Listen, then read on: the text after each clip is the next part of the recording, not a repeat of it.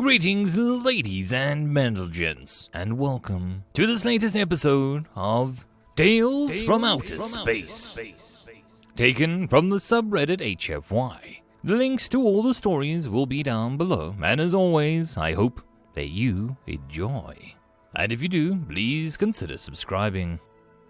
Story number 1, Why They Won, written by Ozu95 Supian. Jeldar waited at the terminal, his fur wet from the rain outside, and an impatient flicker in his ears. On days like this, when the weather was bad, his joints would ache, making his old bones and prosthetic legs stab his body with daggers of pain. He would have been in a foul mood were it not for the fact that his son, Jalmakar, was coming back from the Ungrulok and coming-of-age journey. There he was, he said to himself, as he spotted the young and tall Karatak like himself. Grey fur with black facial markings and onyx eyes, they walked towards each other, Makar bowing his head slightly, with Dar's forehead moving up to meet his son as they rubbed each other in a greeting. "I'm glad you're back," said Dar. "As I. Let's get something to eat before you depart." Both father and son wandered through the station on Jordok, a neutral planet on the edge of the core worlds, near the Kuritak and the Va'an borders. They soon found an eatery which catered to carnivores, with a proud sign displaying best 0% sapience meats in the sector. Dar chuckled to himself, slightly offensive. After all, their species had never eaten a sapient despite their violent reputation. As they settled down to their meal, Makar told Dar about his journey. He had gone out to the fringe systems and worked as a mercenary for about 2 years. Makar also told his father of the bounty hunting he did on Omakar 4. "I thought to myself, this Olam is either going to be sickly or old due to how long it had been a problem, or it was going to be an experienced beast. Turns out I was right on both accounts. It was a hard fight, but as I killed it, so much buzz," Makar said, shaking his head in disgust. Dar laughed as he imagined it. It reminded him of how he got soaked in blood during the hunt with his father nearly 60 years ago. "I'm proud of you. You have really grown. Darby, have you decided what you wish to do now?" "I'll become a blade and defend our kind from the rest of the galaxy." Dar was not surprised. He knew how interested Makar was in anything related to the military, and his determination to become a blade like he was so long ago, before he became a diplomat. "You'll have to train even harder for that." "I know, but you have taught me well," Makar said with a grin. "Nevertheless, things will be changing now, so best be prepared." "For what? What has happened?" the young Kuritak of 35 years asked. "A Kuritak lands will be joining the League of Free Systems as a full member, and we will be integrating our militaries." "What? But why?" Makar said incredulously. "Why would we join those weaklings?" Intoned Dar, more serious now. "You sound like your uncle. He has been filling your head with garbage lately." "It's not garbage. He has written many books." "Inflammatory ramblings of a melancholic xenophobe," Dar replied, remembering how angry he was the last day of the quiet when he argued with his brother. "But weren't you able to do anything? I thought that you had sway in the council." "What, to prevent this? I support it." Makar made a frustrated face, as if there was about to say something before catching himself. "Say it." "Say what?" "Say what you were going to say just now." His son took a deep breath. "I would have thought with those humans had done to you, you would be against joining the Federation of Peace-Loving Herbivores." "Omnivores." "What? Humans are omnivores, or did those books written by Joel tell you otherwise?" "They did," Makar replied with hesitation. "Typical. Clan Joel lost so much in the war that they would do anything to get back at them. I'll have a talk with the leader of education to get him to remove those fantasies from our schools." Dar continued on with the tone that he was going to lecture his son, and that he would not be interrupted. "Let me guess, they also told you that the only reason they won is because they could outbreed us and overwhelm us with sheer numbers, and that they attacked first." Makar was silent. Dar went on. "I bet they also told you how physically inferior these humans are to us, how they all cowered in sight of our warriors, and used cowardly tactics of long-range weapons. I've seen them on the fringe. They are not worth much." That is because you see they're outcasts and criminals. Tell me, did they also say that humans have no honor? Silence. Answer me, Dar said with a slight growl. Yes, Makar replied with his ears down. Look at me. Makar did as he was asked, gazing at his father, the blade, the war hero, the diplomat. His face crisscrossed with scars that would have made the meanest and toughest soldiers think twice of insulting. Do you know why we lost the war? Makar leaned closer. First of all, we outnumbered them up until the last 3 years of the conflict. Our ranks were filled with captains and generals who only got their due to centuries of nepotism. We started this conflict because due to lack of communication with the rest of the galaxy, we found that one of our targets for colonization was taken by a group of humans. Instead of renegotiating, we invaded and took their peoples as slaves. The books will tell you how we held the line against the aggressors, but the truth is we got greedy. This incident gave us the excuse to invade their worlds, and we were overextended, thinking that we could crush them. It was a bloodbath. Those idiots would send thousands charging into their deaths. The only upside of that tradition demanded that those fools in command die with their battalions. We learned, but slowly, and with a great deal of pain. We could flip their vehicles with our bare hands, but they would keep picking us apart with snipers and artillery. Turns out we make good targets for them. They would bomb us all the time, and with those mortars, never letting us rest. Whenever we would try to strike back, they would retreat, but at the same time they were covering each other with their fire. We never encountered a species who could turn a dishonorable retreat into an orderly and calculated slaughter for those who would press their attack. That didn't mean that we would never win. I remember breaking through their armored line while firing into the rear guard. I remember sneaking up on their sentries and quietly dispatching them. We bloodied their nose as well. Dar paused as he remembered the blood that human was so small, so young. At that point in the war, they wouldn't have dreamed of putting such young fighters in combat. It didn't matter that they were better trained regardless of their age. He had been staring at his drink as he told his story, almost forgotten where he was. He looked up Bakar, the young boy paying rapt attention to every word. The only thing the history books got right were their numbers.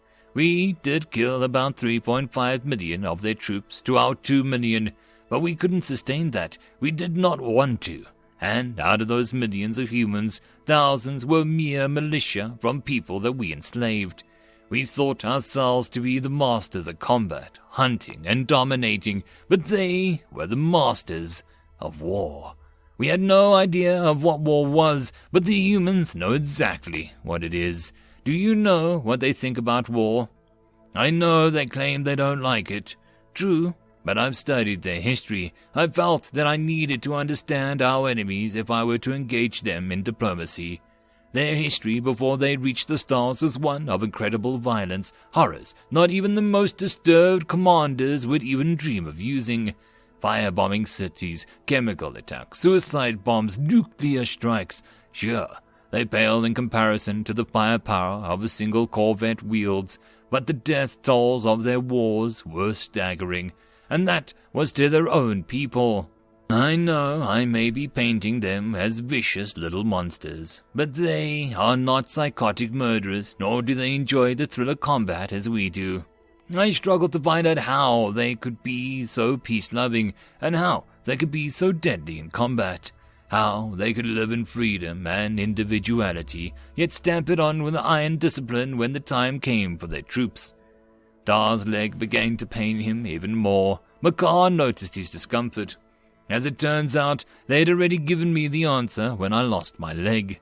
Makar stiffened. He had heard about what happened, but from others, not from his father. He had never liked to talk about the war. We had been taking fire from a heavy artillery unit on top of Grondok Hill. Half of our unit was killed. I lost many of my friends. I was angry, so I ran up. I ran as fast as I could while the rest of my team covered me. I had been fortunate. They had turned that valley into a kill zone, but there was a path that gave me cover as I climbed. I was actually shot in the shoulder, but I didn't feel it at the time. When I jumped up on the edge of the cliff, they were surprised. I took them all out with my blades and my pistol. They were alone in the eatery. Macaw could hear the rain outside. I was still angry, so I decided I wanted a little more revenge. I knew how these big guns worked, and I knew right where to aim them. I was at the controls directing the big guns to fire upon the other human positions when I heard it clink. "They threw a grenade at you out of spite," Macaw said solemnly. "No, not at me. I turned around and saw a human. He had been one of the first ones I'd gotten. He was in bad shape. I had literally disemboweled him. He was lying in a pool of bloody mud. He had managed to grab both pistols and a grenade, but he wasn't aiming at me. He wasn't even looking. He threw it at the ammo dump nearby. I tried to run, but the blast caught me, shredding my back open and mangling my leg." More silence and more deep sighs from Dar. He didn't do it out of spite. He knew exactly what I was doing, so he decided to sacrifice himself, and that was it. I realized it later. They are masters at war because for them, war is a constant sacrifice, and they are willing to sacrifice anything if they deem their cause worthy enough.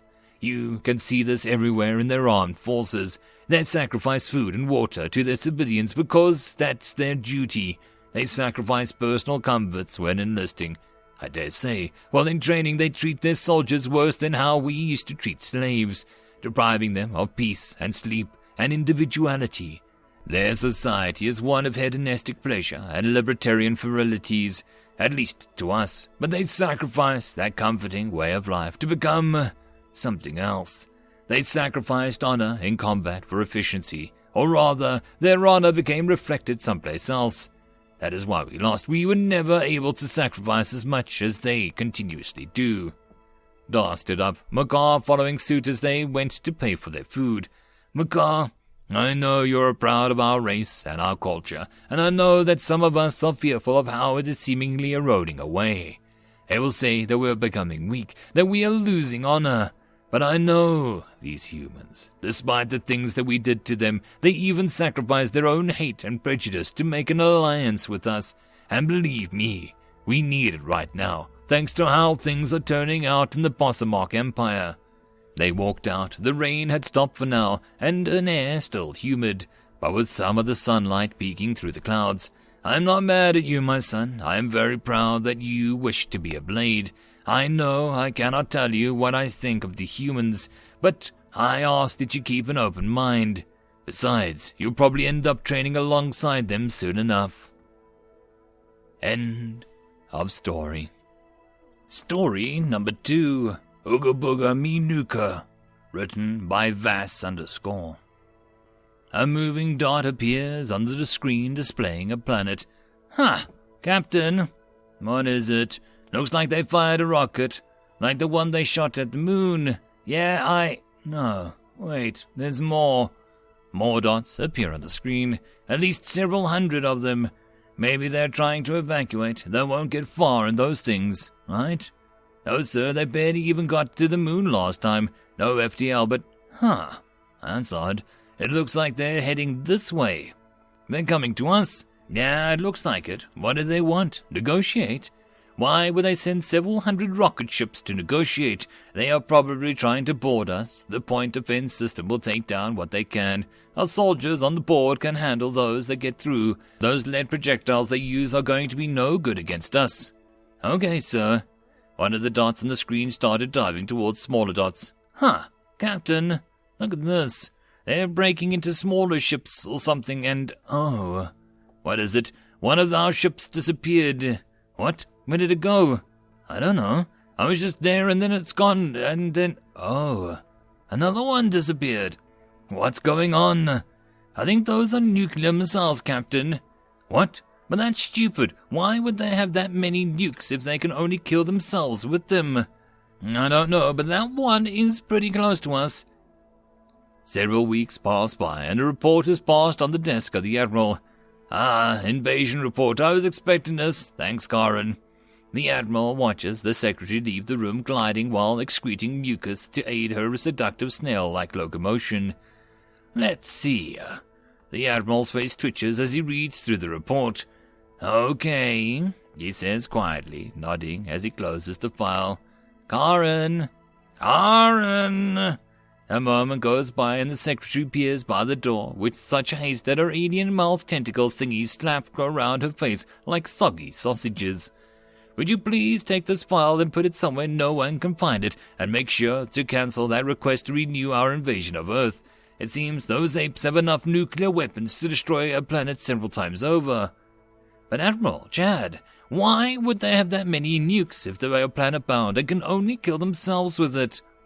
I don't know, Karen, but be rest assured, we are not looking to have an insane monkeys for slaves. Let's find better targets and just delete that system from the potential targets.